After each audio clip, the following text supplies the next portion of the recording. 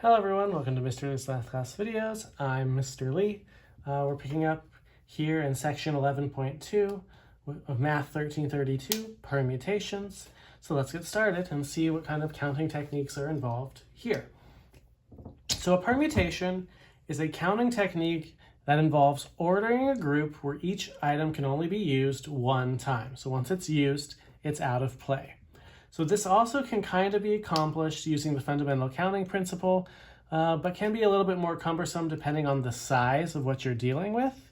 And in word problems, how you determine if something is a permutation is if order matters, which we'll see dealing with the section 11.3, which is combinations, where order doesn't matter, what the side effects of that are.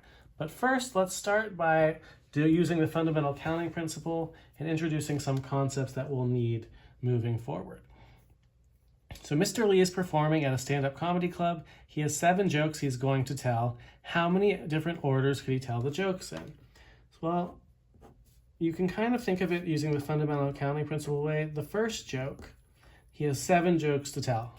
I would have 7 different jokes to tell, but once I've used that one, I'm definitely not using it again. So 6, and then 5, for the third joke, and then eventually I will use them all. But when I'm down to the last joke, there's only one left, so I only have one option. But strategically, you would just do this exactly the same as the fundamental counting principle. You would multiply going down, and if you put this in the calculator, this is 5,040 ways. Now, what if I only get to tell 4 jokes? It's really, instead of just going all the way down to 1, I just do the first 4 jokes, and the other 3 jokes don't get told, so this gets left behind. And again, you can put this into the calculator. This is 840 ways. So you can see this is a problem that we'll be able to tell can be solved using a permutation, but it also can be solved using the fundamental counting principle, so you'll kind of have your choice in that way.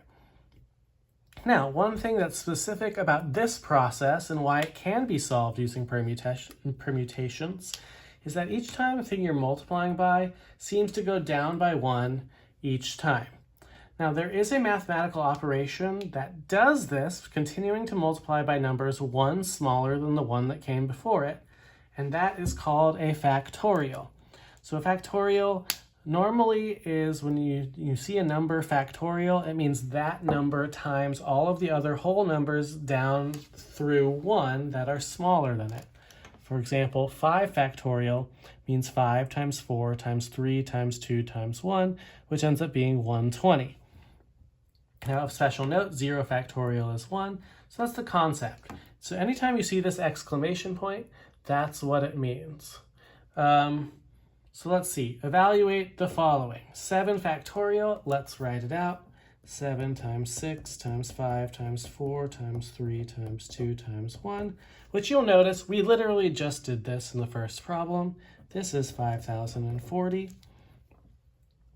3 factorial is 3 times 2 times 1, which is 6. And then if you took these two and divided them, you could take the 5,040 and divide it by 6, because we've already done them here, to get 840. Now you might notice 5,040 matched up here, but 840 matched these two. Why is it this way? And the easiest way to do that is to write out. 7 factorial is 7 times 6 times 5 times 4 times 3 times 2 times 1, divided by 3 factorial, which is 3 times 2 times 1. And what this really highlights is that when you're dividing like this, factorials, you'll notice it gets the denominator and numerator should have the same numbers or some combination of the same numbers, because you're hitting all the whole numbers all the way down, which means they have things in common. And what we know from things in common is that they should cancel out. So even when you write out the factorial, it leads you to the same 4 numbers that it led you to up here. And that's a key component of how permutations work. It takes the factorial concept, but allows you to stop it at certain points without going all the way down to 1 using this division. And that will bring us to the permutation formula. So if you're doing a formula with permutations, the way that this is written is NPR. It means you're ordering R items from a group of N total items. So the total number will come before the P, and the number that you're picking is going to come afterwards. And the way this translates mathematically is actually using those factorials that we just showed. So for example, NPR, the numerator is n factorial, so whatever the total number of items you have, and the denominator is the difference between the two, because that will make you stop after you've done that amount of numbers. For example, 13p7 is 13 factorial over 13 minus 7 factorial, which is 13 over 6. And the reason that that works is this really, when you expand it out, is 13 times 12 all the way down until you hit 6, because everything from 6 on will cancel with the denominator. But you'll notice that this is actually 7 numbers, which is exactly the amount you were picking, and this is how you would have done it in the fundamental counting principle.